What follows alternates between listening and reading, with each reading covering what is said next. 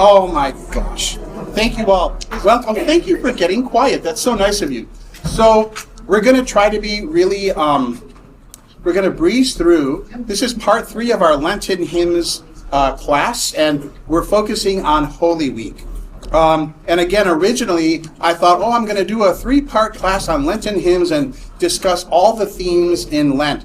But as I said a couple of weeks ago, the themes are kind of obvious. There's not a lot to say. They come out in the lyrics themselves. The Lenten themes are sin, penitence, cleansing, fasting, trying to do better next time, remembering the sacrifice of Jesus, thinking about Christ's reign now and in the future. But, it really is, you guys, when you sing these hymns that you're singing theological things, right? You're not just singing a ditty. It's not just like, Under the Boardwalk or whatever, which has a theology, I would argue. But we are singing these things because they're helping bolster our faith. And often when you can't express it in words or even actions, you can express it or feel it in music.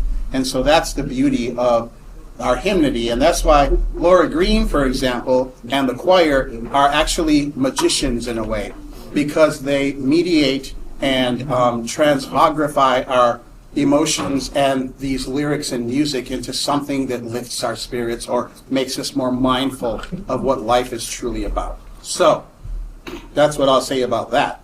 We are talking about Holy Week. I want to start by asking you to turn in your hymnals to hymn 154, which should be familiar. It's All Glory, Laud, and Honor.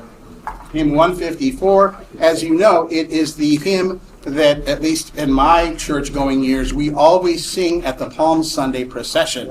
Now, how many of you are a little tired of singing All Glory, Laud, and Honor? Raise your hand.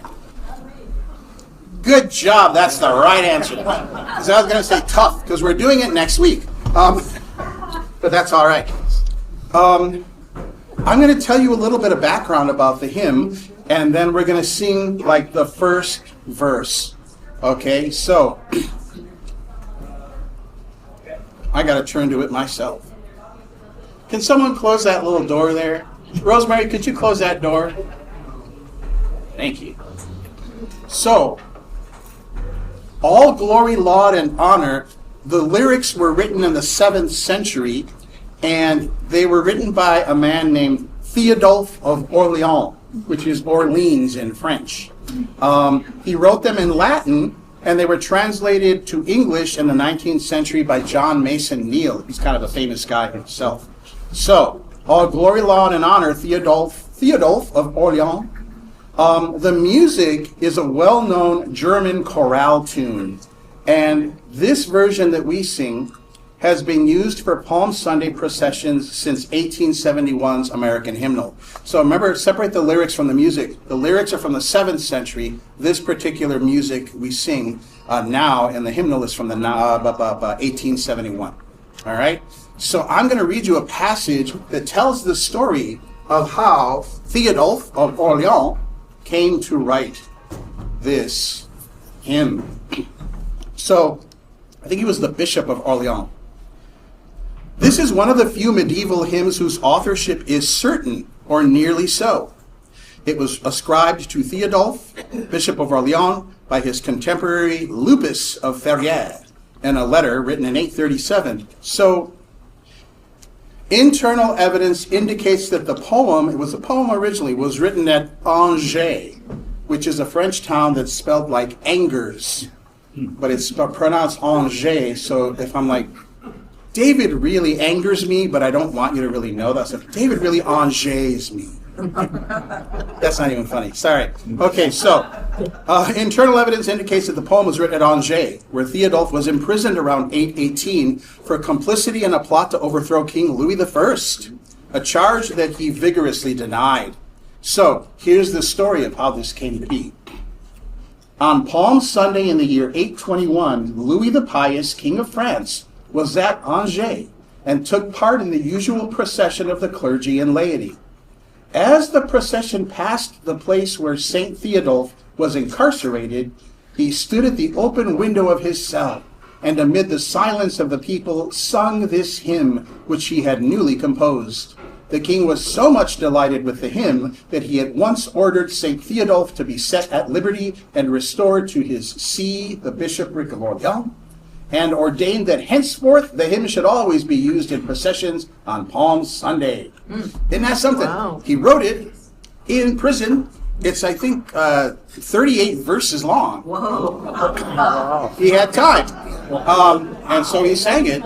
And you gotta, I don't know if he was planning this, but, if you're a king and someone is singing to you from the prison cell, all glory, laud, and honor to the Redeemer King. Like, all right.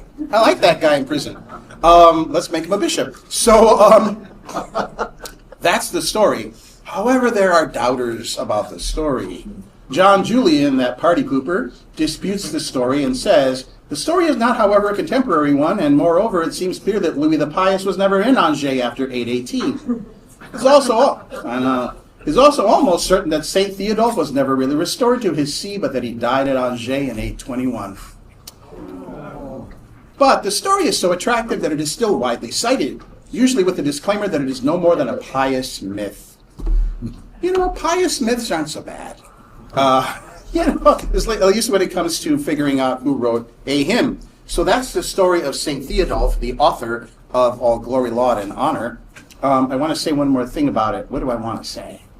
38 verses. They had a lot of processing to do back then. Until the 17th century, this verse that I'm going to read to you, I'm going to sing to you actually, had also been sung, but they stopped singing it, and it may be obvious why. Now remember, this is a verse, so it's like da da da da da da da da da da da da da. Be thou, O Lord. Could you do that for me, Laura? Thank you. Be thou, O Lord, the rider, and we the little ass, that to God's holy city together we may pass. Don't you wish we could sing that still? Be thou, O Lord, the rider, and we the little ass. Now, some of you should be singing something like that, but I'm kidding. I thought I'd throw that out there, but we don't sing that anymore. It is not in our hymnal. So let's sing, since you have it open in 154, let's sing the refrain as we do, and then verse 1, and then the refrain again. Thank you, Laura. All glory, Lord, and honor to the Redeemer King, to whom the lips of children in sweet hosannas ring. Thou art the King of Israel, thou David's royal son, who in the Lord's name comest, the King and blessed one. All glory, laud, and honor to the Redeemer King, to whom the lips of children in sweet hosannas ring. Isn't that nice? So if that story is to be believed, it is King Louis I of France who started the tradition of having us sing this on Sunday in procession. So from here on out, the songs are not so happy. Please turn to hymn 170. Now, I don't need to explain what Holy Week is to you. It's a time where things get dark and it gets solemn, but we go through this journey together that's emotional, and so these hymns, as I say, kind of guide us through that time. Hymn 170, I don't know that we're going to sing this. It's a little, I don't know, Laura. It's a little something. We don't know it. You don't know? How about if we do this? We'll do the first verse.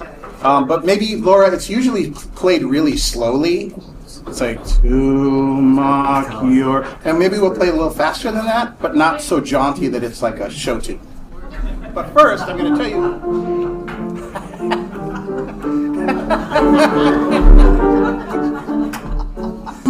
That would be not good. Okay.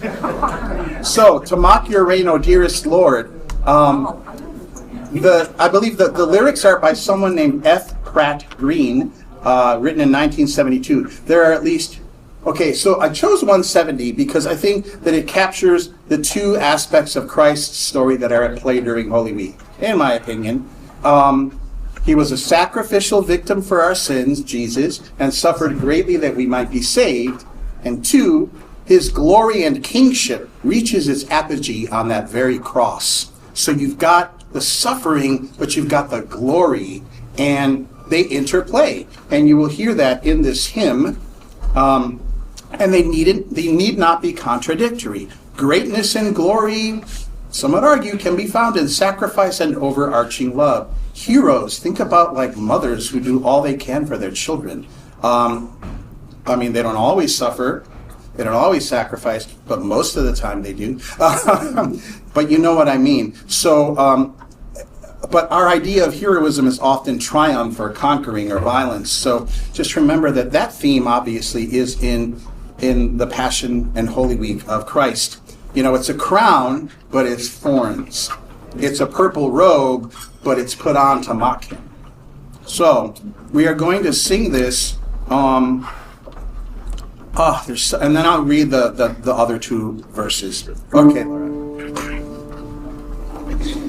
To mock your reign, O dearest Lord, they made a crown of thorns, set you with taunts along that road, from which no one returns. They did not know, as we do now, that glorious is your crown, that thorns would flower upon your brow, your sorrows heal our own.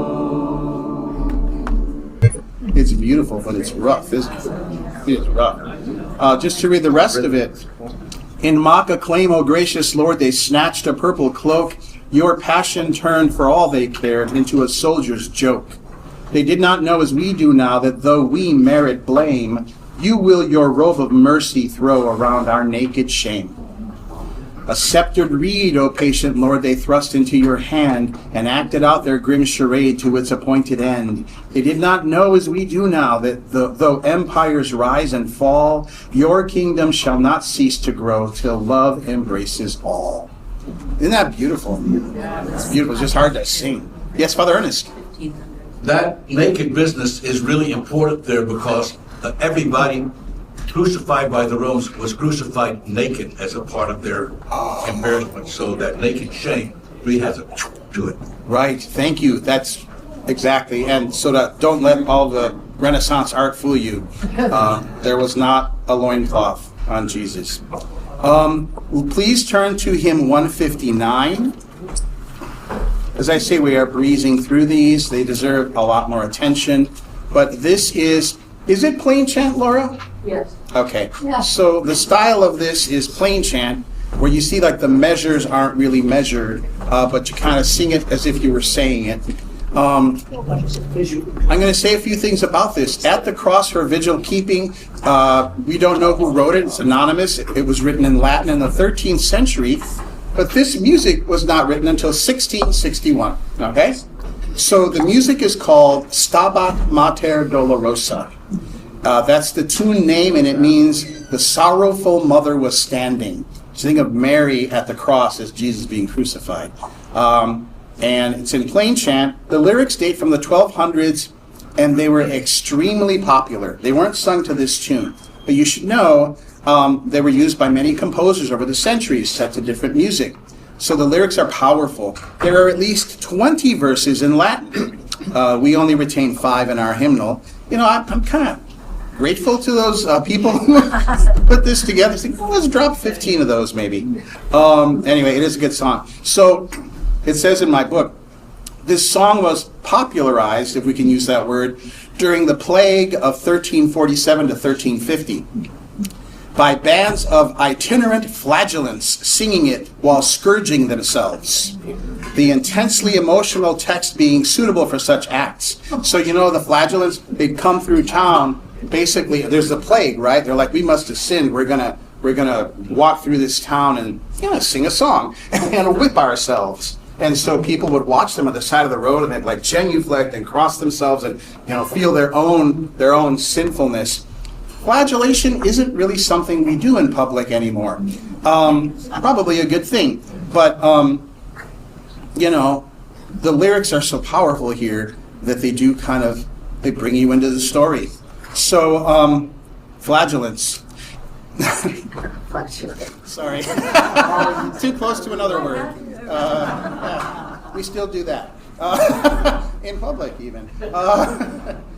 So, I've been in churches, and there are still churches that will sing these 5 verses sometimes during the Stations of the Cross. Da, da, da, da, da, da, da, da, da, da. Book of Vocational Services is one of our books, and it talks about Stations of the Cross, and it says you could sing this hymn while you're doing Stations of the Cross. So as I said, the author is unknown, but probably an anonymous Franciscan friar living in the first half of the 13th century. Let us sing just the first verse so that you have a sense of it. At the cross her vigil keeping, stood the mournful mother weeping, where he hung the dying Lord.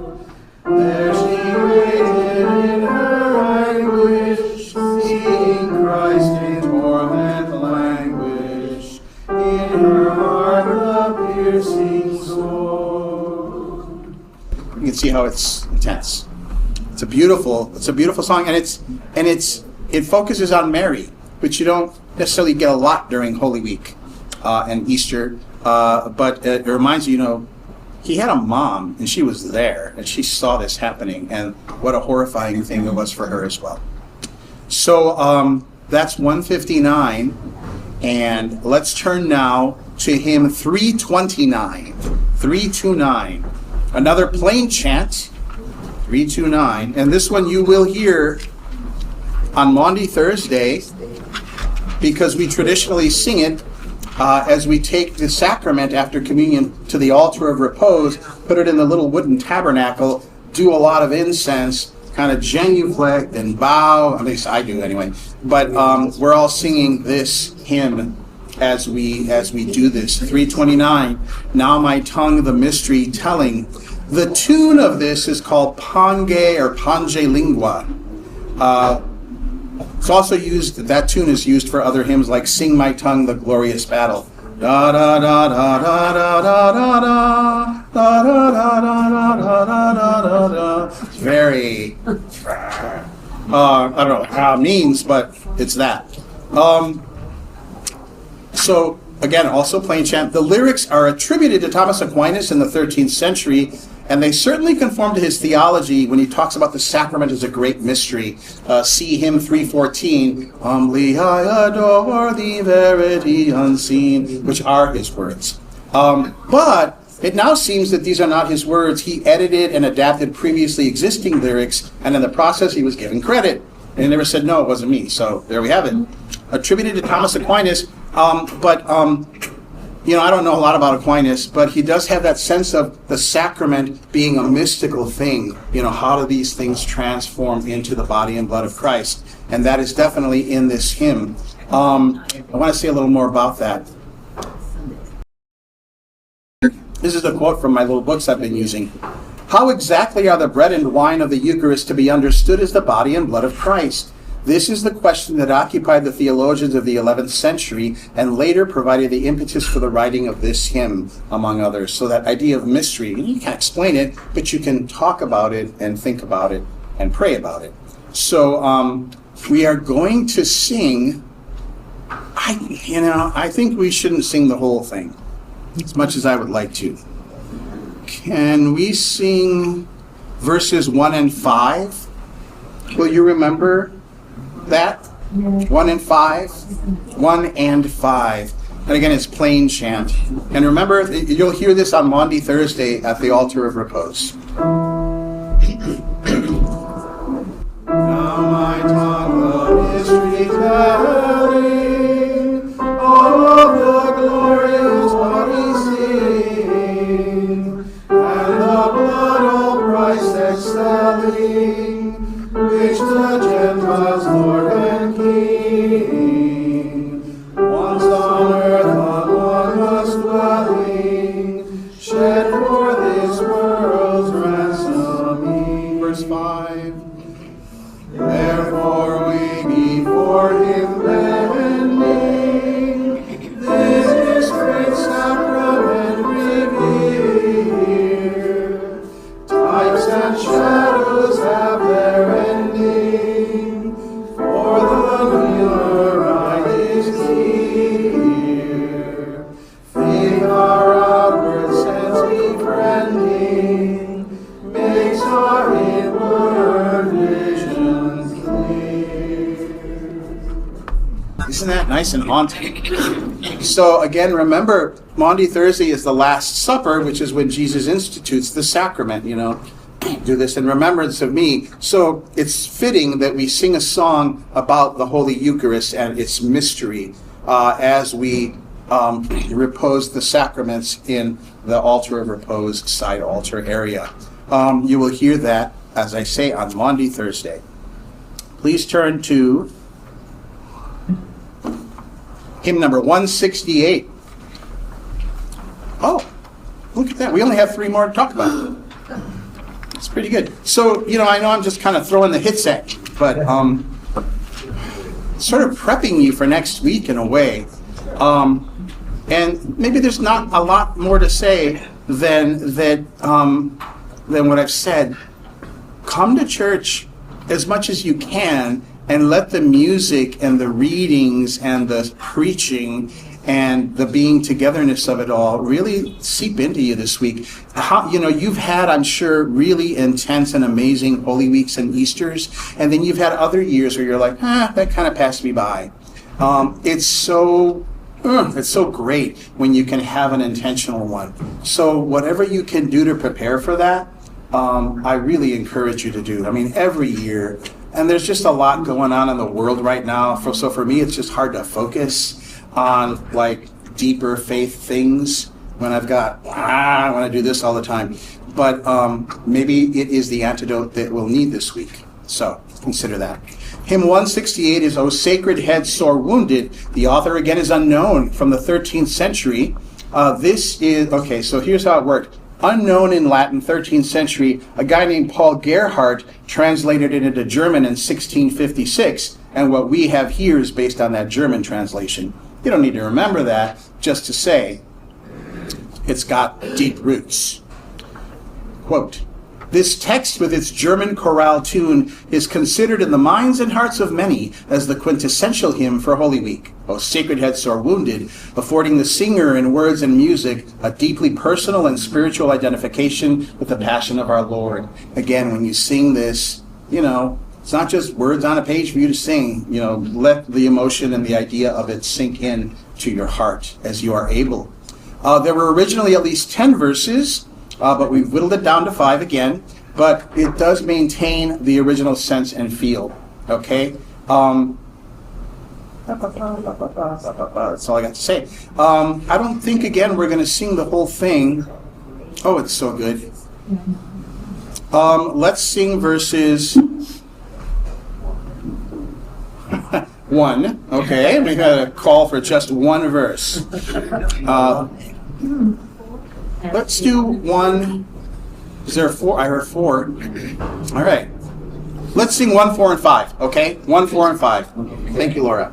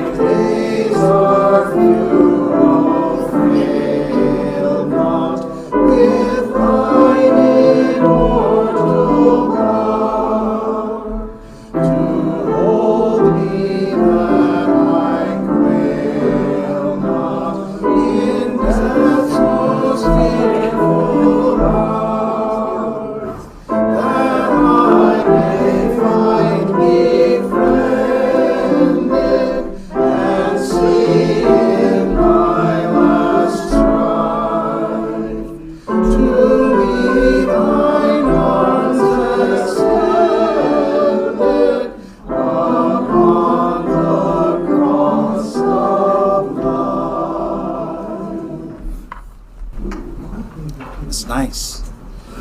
And think of how the singer is inserted into the story you're talking about. So when I die, don't let me feel like it's all hope is lost, but meet me on the cross of life, your arms extended. It's a beautiful image. I mean, you imagine, I don't know, I don't want to get maudlin, but someone coming to Holy Week with a severe, like a terminal illness or something, they hear these things and it hits them in ways that they wouldn't normally get you. Okay? So please turn to hymn 172. Were you there when they crucified my Lord? Thank you, Laura, for playing. Laura's got to go. And John Barber, ladies and gentlemen, he's going to do a little something on the piano. John, do you feel comfortable with this? Yep. Barber? Okay. Get on the notes that Barber. That's all right. You can even just do the melody. I mean, we know the song. We could probably sing it a cappella, but we would slow down. I know we would slow down. So, 172. Were you there when they crucified my Lord? I just have a few things to say about this. So it's it says in the book, Afro-American Spiritual, first appeared in print in 1899. This hymn was first included in our 1940 American hymnal, and that was the first time an African-American spiritual appeared in a hymnal that was not specifically designed for use by a black congregation. So this is a pioneer of sorts, if you will. 1940, were you there when they crucified my Lord? There's not a lot of info on its origins, but it was likely composed by slaves in the 19th century, or earlier. I mean, this is kind of supposition. And I guess when I think of like, I don't know, seeing from TV shows or movies or something, that it was written and sung in the fields, as a sort of a way to kind of make the day go by and feel a sense of togetherness. And of course the lyrics. If you are suffering and you are a slave and you would probably somewhat easily, feel an affinity for someone dying on the cross. So, something else I want to say about this. There were more lyrics originally sung, including ones for the Passion, like leading up to the cross, the crucifixion, and the resurrection. There was a verse that goes, "Were you there when they rolled the stone away?" But our version focuses exclusively on the actions of Good Friday and crucifixion. Father Ernest, you about to say something? Okay. Sorry. So the music was also likely composed in the fields. Interesting to note that, so in traditional performances of this, if it were sung on stage, let's say, the first line would be sung by a leader. Were you there when they crucified my Lord? And then the second repeated phrase would be everyone else. Were you there when they crucified my Lord? And then together, everyone, oh, and the rest of it. So that's kind of a powerful call and response. And just, I mean, the of the that's one of the moments I always remember in Holy Week for myself personally, is when we're singing that. I believe we're going to sing it, and I kind of made this a tradition as the final hymn on Palm Sunday. And then we leave in silence. So we are going to sing it now. And again, I guess I already alluded to this, but think about what it must have been like for people to sing this in the fields enslaved. And having that faith, but knowing that there's so much suffering, right? But there's an affinity with God's suffering, with Christ's suffering, that paradoxically heals, especially when done together. So, hymn 172, John, as you are able. You're going to give us a little intro, or what's going to happen? Just give us the first note and hold it. How's that? Okay. Were you there when they crucified my Lord? Were you there when they crucified my Lord? Oh,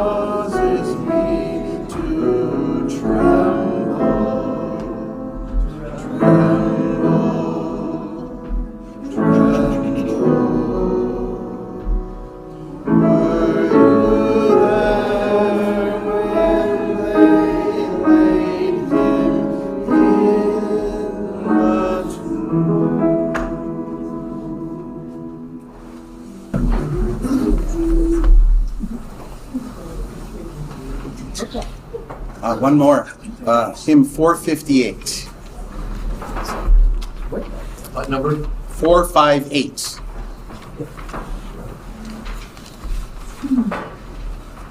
My song is Love Unknown.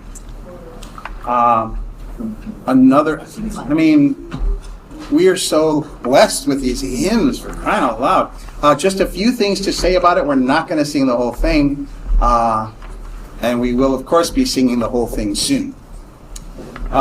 It was written, the words, by Samuel Crossman in 1664.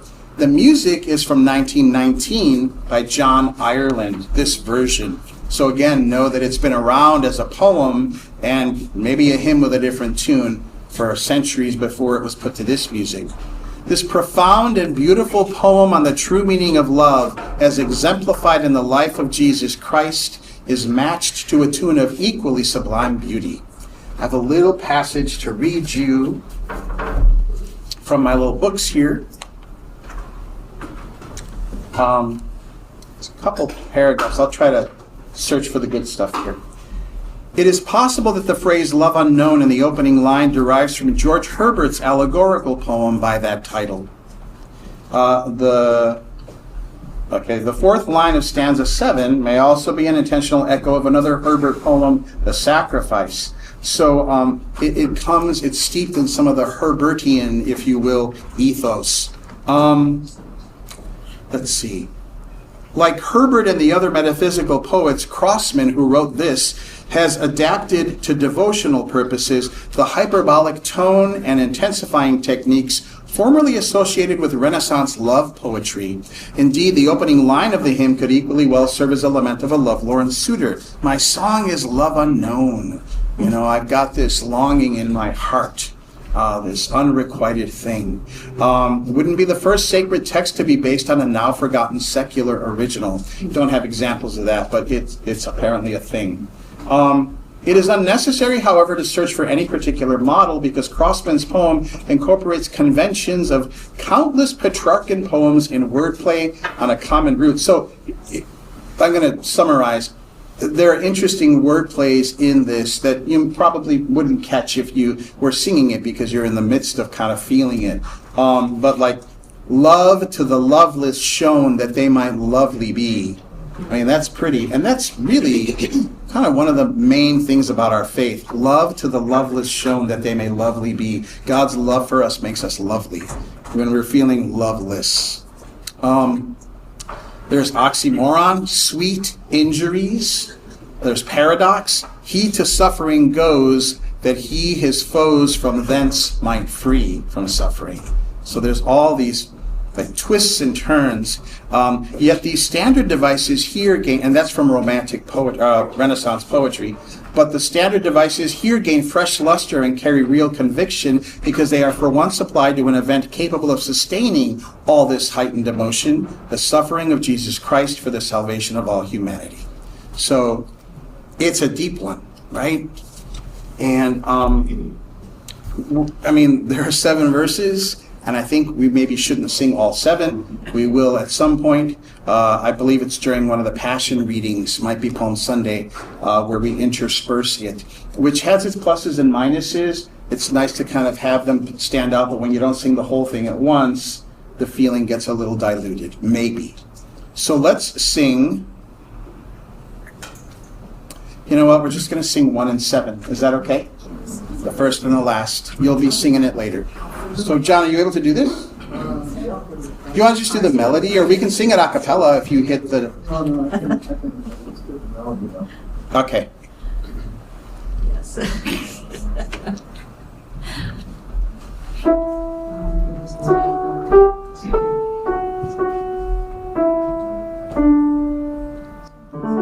My song is love unknown, my Savior's love to me, love to the loveless shown that they might lovely be. Oh, who am I that for my sake my Lord should take frail flesh and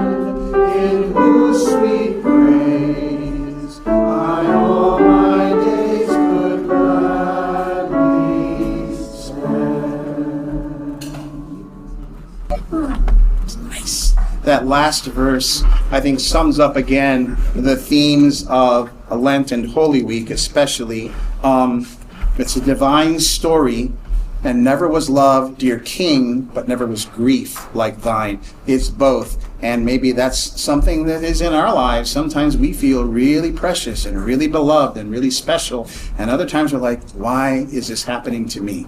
But we have Jesus who's walked that road. And so we are accompanied. And we have each other, of course, too. This is my friend. Friend, we heard it in another hymn we were singing. It's so kind of personal. A friend doesn't come up a lot in hymns, right? Maybe it does, I don't know. But this is my friend, in whose sweet praise I all my days could gladly spend. And that is a good wrap-up, I think, to the idea of Holy Week and Easter, well, Holy Week especially, and Lent, as a time of recommitting to relationship with God. Thank you very much.